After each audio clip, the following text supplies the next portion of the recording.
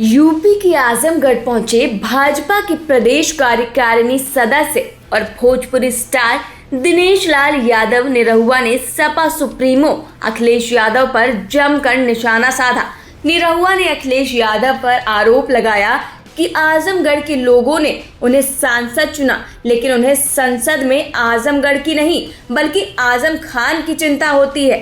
उन्होंने कहा कि आने वाले विधानसभा चुनाव में एक बार फिर से भाजपा की सरकार बनेगी और अखिलेश यादव कितना भी जोर लगा ले, लेकिन वो केवल सपने देख सकते हैं कि उन्हें 400 सीटें मिलेंगी, जबकि इस बार उन्हें यूपी में 40 सीटें भी मिल जाएं तो बड़ी बात होगी। निरहुआ ने कहा कि ओवैसी से पार्टी को कोई खतरा नहीं है। यूपी में केवल योगी जी हैं जिन्होंने प्रदेश से गुंडाराज और माफियाओं का सफाया किया है और प्रदेश को विकास पर लगातार आगे ले जाने का काम कर रहे हैं।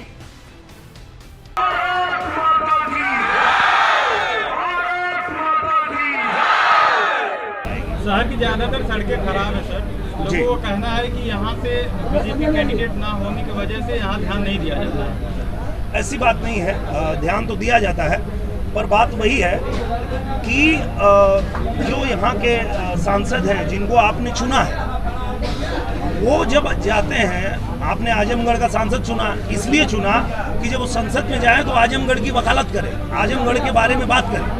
वो वहाँ सिर्फ आजम खान की बात करते हैं। उनको आजमगढ़ और आजम खान में अंतर ही समझ में नहीं आता है।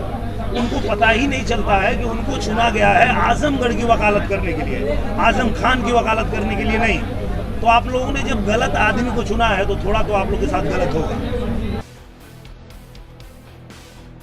करीब 6 महीने बाद आजमगढ़ पहुंचे निरहुआ को सुनने और देखने के लिए हजारों युवाओं की भीड़ उमड़ पड़ी। उनकी इन सभा में इस दौरान कोविड गाइडलाइंस की भी जमकर धज्जियां उड़ी। भोजपुरी फिल्म स्टार निरहुआ ने अखिलेश यादव को ही अपने निशाने पर रखते हुए उन पर लगातार जुबानी तीर छेड़ते हुए कहा कि उनकी सोच अच्छी थी, लेकिन धरातल पर उसको उतार नहीं सके।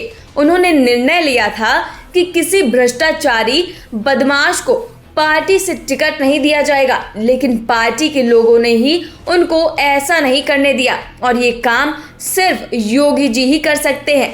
समाजवादी पार्टी विधानसभा चुनाव में दूर दूर तक कहीं नहीं है। अखिलेश यादव का करियर खत्म हो चुका है। मैंने पहले ही कहा कि सोच अच्छी है, उनकी सोचते बढ़िया हैं, पर उसको धरातल पे उतार नहीं पाते हैं। ये वही अखिलेश यादव जी हैं जो एक बार चाहते थे और उन्होंने ये काम अच्छा किया था कि वो किसी गुंडे को, किसी माफिया को, किसी ऐसे व्यक्ति को टिकट नहीं देंगे, अपने पार्टी में शामिल नहीं करेंगे। तो वो उनका जो कदम था पूरे उत्तर प्रदेश को अच्छा लगा था कि हाँ, अखिलेश यादव जी चाहते हैं कि जो भ्रष्टाचारी हैं, जो अपराधी हैं, उनको दल से दूर रखा जाए। और उनके ही दल के लोगों ने उनको करने नहीं दिया, वो कर नहीं पाए और आगे भी वो कर नहीं पाएंगे। कर कौन पाएगा? योगी जी ही कर पाएंगे। चाहे वो गुंडों की सफाई करना हो, माफियाओं की सफाई करना हो, कानून व्यवस्था सुधारना हो, प्रदेश को विकास के पथ पे ले जाना हो, वो कर पाएंगे योगी जी ही। तो मुझे लगता है कि ये बात समझती है पब्लिक भी, जनता भी समझती है। तो मुझे नहीं लगता है कि वो 400 का सपना देख रहे हैं, उनको 40 सीटें भी नहीं आने वाली। वहीं निरहुआ ने राहुल गांधी और अखिलेश यादव पर परिवारवाद और जातिवाद की राजनीति करने का भी आरोप लगाया और कहा कि अब इसका दौर खत्म हो चुका है। परिवर्तन समय की मांग है और समय के हिसाब से उनको भी बदल जाना चाहिए, लेकिन अभी भी अखिलेश यादव और राहुल गांधी सिर्फ परिवारवाद की राजनीति करते हैं, जबकि बीजेपी लोगों को आगे बढ़ने का मौका देती है और साथ ही वो परिवारवाद और वंशवाद की राजनीति से भी दूर रहती है। सर, किसी ज्योतिषी ने कहा है अगले सीएम अखिलेश यादव है सर, ये भी मुझे लगता है वो सपना ही देखे होंगे, क्योंकि जिस तरह की वो राजनीति कर रहे हैं, जिस तरह का उनका राजनीतिक करियर चल रहा है, दूर दूर तक वो कहीं आने वाले नहीं हैं और दोबारा उनको मौका मिलने वाला नहीं है। अगर उन्होंने अपने आप को बदला होता, चाहे वो अखिलेश यादव हो, चाहे वो राहुल गांधी हो, अगर वो समय के साथ बदलते, क्योंकि बदलाव ही संसार का नियम है। अगर समय के साथ बदल जाते, जातिवाद की राजनीति छोड़ देते, परिवारवाद की राजनीति छोड़ देते, बाकी लोगों को भी मौका देते, समाज में और भी लोग हैं जो योग्य हैं उनको मौका देते, तो शायद उनकी पार्टी कभी आ सकती थी।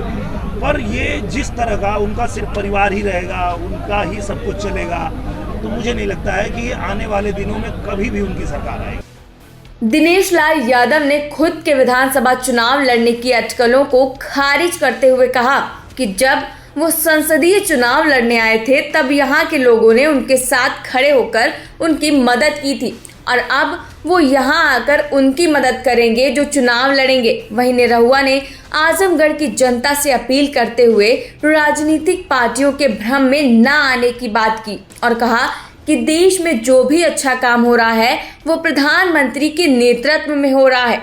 आजमगढ़ से माई भारत के लिए संदीप श्रीवास्तव की रिपोर्ट।